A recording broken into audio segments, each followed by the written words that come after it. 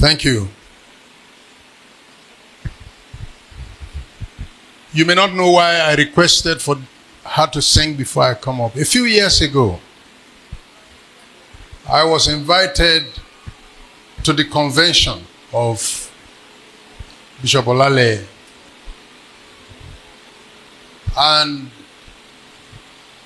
I decided that I will not stay in the hotel, that I will stay in the house of the man he used to invite me, because I did not know him. So I stayed in the house of Evangelist Ebenezer Obey, and I attended the Saturday night, which was like a seminar. And after the Saturday seminar, I went back to where I was lodging. And Ebenezer Obey and myself, we sat down, we watched television, 9 p.m. news, and I told him I want to go and sleep, that I would like to wake up early so that I can be at the church. And the Sunday service was the closing service for the convention, so I didn't want to go late. So we bid ourselves good night. And in my room, as I lay on the bed trying to find sleep, I saw that my breath was closing. I saw that I was dying. I saw that my breath was becoming shorter and shorter and shorter, and I knew the way it was going that I will be dying in less than 1 minute. I could see myself coming out of my body and going away. It was the most frightening night I've ever seen in my life. As you see me now, I know how people die, because I saw it. So when I saw that I was not going to make it, and I needed less than 1 minute, so I got up quickly to go and knock Ebenezer Obey's room. Knock the door. And I barely made it to the door with my hand on the handle, and I fell down at his door. And I did not know for how long I was there,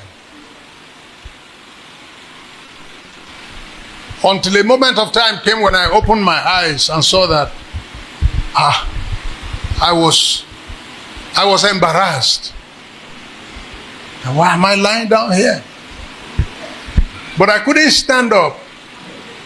I was too weak to stand, so I crawled back to my room, which door was still open. And as I sat there, I was breathing only once in a while. If I breathe one time, I'll be looking for the next, if it will come.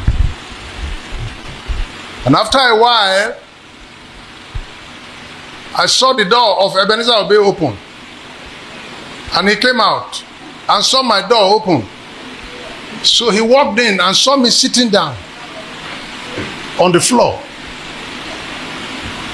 Apparently he had asked one of the domestic staff to go and make a cup of tea for him, and that one did not come on time, so he wanted to go out to check, where is the tea?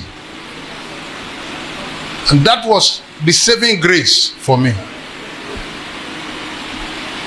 So he asked me what happened to me, and I explained to him. My handset was there, I couldn't pick it, I can't even press numbers. So I asked him to pray for me.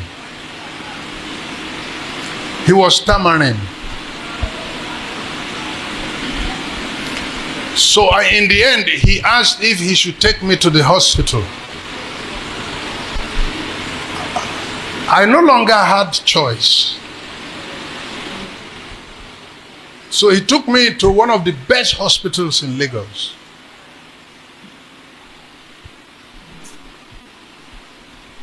And the doctor examined me and said, your BP dropped suddenly. I've never had BP in my life until that day. And I have never had BP again after that day. No, it's not a man. I'm not praying. I'm not praying. I've never had BP in my life, whether high or low. And since that night, I've never had BP again. I don't have BP. But what happened to me that night was an attack to kill me. So the doctor told me that he will give me medication to raise it up. So he gave me some medication. And we went back home. Mrs. Ebenezer Obey was still alive. So the woman quickly went and prepared some food that I should take a little so that I will not be using medicine in an empty stomach. So I used the food to take the medication. Then they told me and said, if we stand here with you, you will not sleep. Let us leave you so you can sleep. So they went. And that turned out to be the longest night in my life. My condition became worse. And they had gone.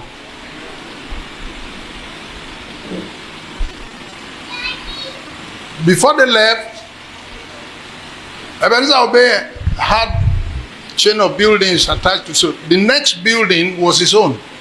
And he had a medical doctor that was a tenant. So he called that tenant that night and told him that he has a guest who needs medical attention. The doctor told him he's not coming to the street. There is a compound to compound door. He just opened one door and then enter the next compound. The doctor told him in my hearing that he cannot come out, that it's too late. That he should find water to give me. That he will come and check me the next morning. I had it myself. But I was only hoping, will I last till the morning? So they went. And I was breathing only once in a while, much worse. I did not know I would reach the next day. It was my longest night. However, day broke. And this doctor now came, 7 a.m. And Obey and his wife now also came, they came together. And Obey explained my condition. I was now more wretched. I was a dying wretch. So that the doctor will not prescribe medicine to me that I had already been taking. So I brought out the one they gave me in the night, which I have started using. I said, this is the medicine they gave me. He shook his head. Because the first thing he did was to take my BP. And saw again that my BP was extremely low. It had come to the survival low. So he told me that, is this the medicine they gave you? I said, that's the medicine they gave me. He said, your BP was already low. That the one they are to give you was the one to bring it up. But they gave you another one that can bring it low.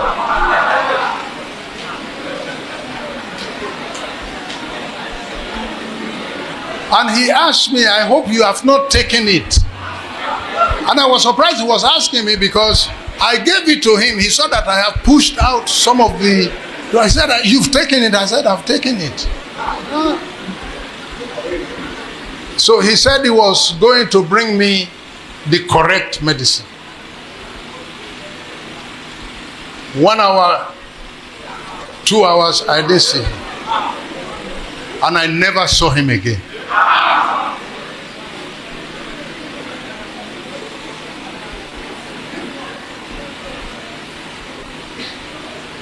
Service had started. We parted in the church last night. We saw each other. We will meet again tomorrow. So I told Folani, I said, the people who are waiting in the church, they are waiting. They don't know what happened. And the doctor who said he was going to bring me medicine to help me, he has disappeared. So I knew this thing is not normal. They gave me a wrong medication. And I was afraid to ask Ebenezer Obey to take me back so that they will not cuckoo give me injection. So I then told Folani, I said, I'm going to church. I'm going to Olalehe's church. He told me that I will die there.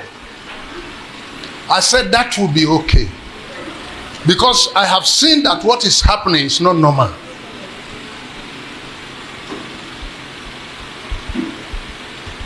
So they drove me to the church.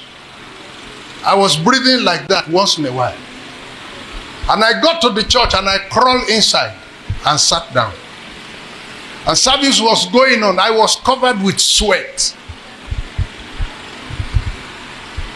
And when it was time for me to preach, Bishop Olalehe announced that it is time for me to preach. He did not know what I was going through. I said, well, please, let me sing first. So I was using that to buy time. You will now see why I call him to come and sing. That's where I'm going for real. But you see, I'm okay now. I'm not. All the same, I want me to sing because her song was healing me.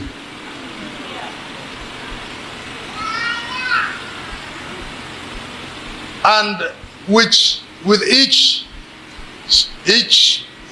lyrics, each hymn, I was gaining strength as she was singing. Her songs were healing me.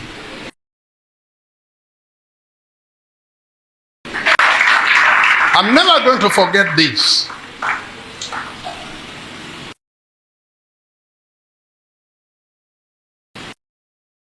So what I was going through, so when she sang and sang and sang and felt that it should be enough now, so she stopped. And I asked her, did you stop? She said, yes, you're supposed to start preaching. I didn't want her to stop because I was using the time to gain strength. So I crawled myself to the altar and I hung to the pulpit. Thank God I had already read the passage I was going to speak. I had an idea what I was going to say. And I introduced my passage, I introduced the topic, and every sentence I made, I was getting stronger.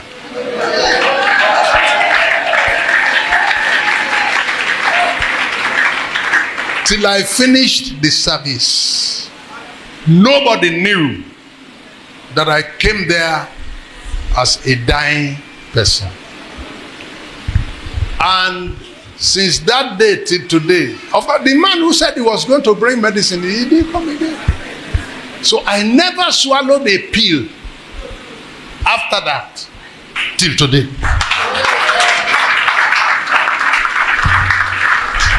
Would you please be on your feet and help me celebrate this damsel of the Lord that sang?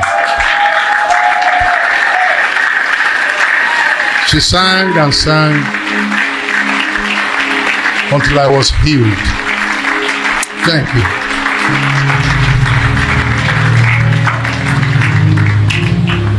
Well, let me close this story properly. Around 7 p.m. that day, the doctor who said he was bringing medicine in the morning, let me close it properly. I saw I was hearing footsteps that was coming to my room and would be like this.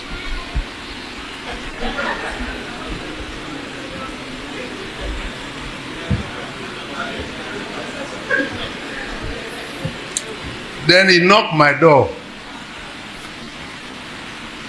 He thought I had died. So I opened the door. I said, you said you are bringing me medicine. He said he was sorry that he didn't even know what happened. You don't know what happened?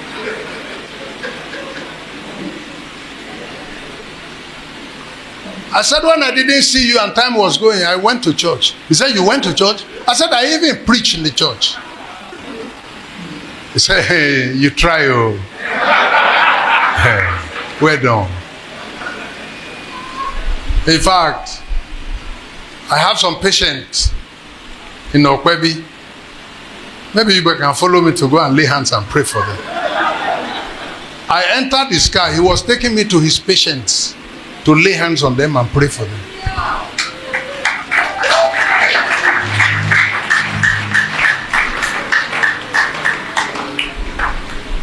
The greatest thing in all my life is knowing you. The greatest thing in all my life is knowing you. I want to know you, Lord. I want to know you, Lord. The greatest thing in all my life is knowing you. The greatest thing in all my life is knowing you. The greatest thing in all my life is knowing you. I want to know you more. I want to know you more. I want to know you, Lord. The greatest thing in all my life is knowing you. I want to know you, Lord. I want to know you, Lord. I want to know you more. I want to know you more. The greatest thing in all my life is knowing you.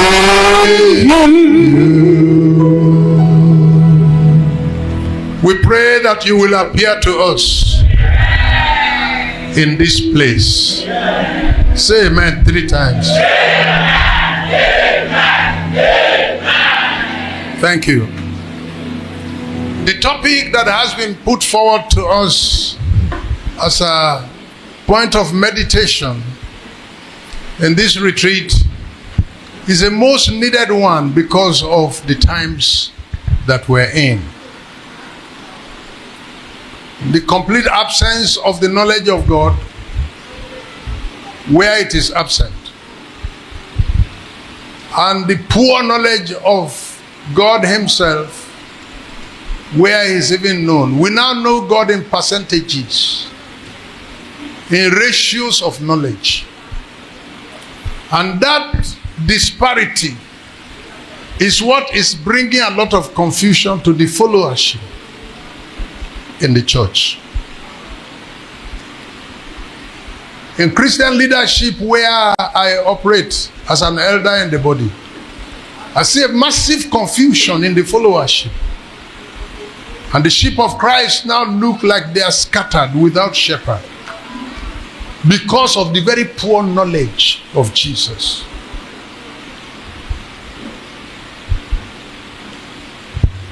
We know about him,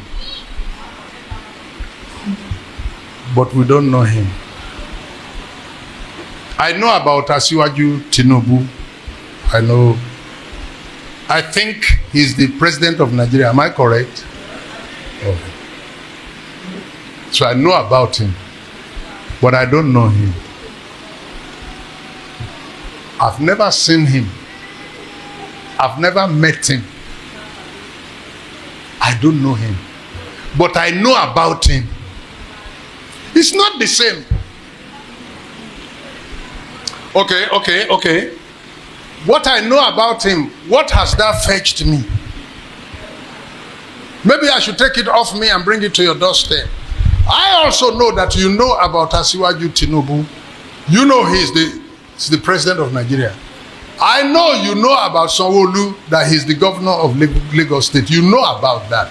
But what has that brought you? Has that put food on your table? Does that help you pay your school fees? Does that help you pay your house rent? What has that brought to you? So you can know about God, you don't know God. You score 0.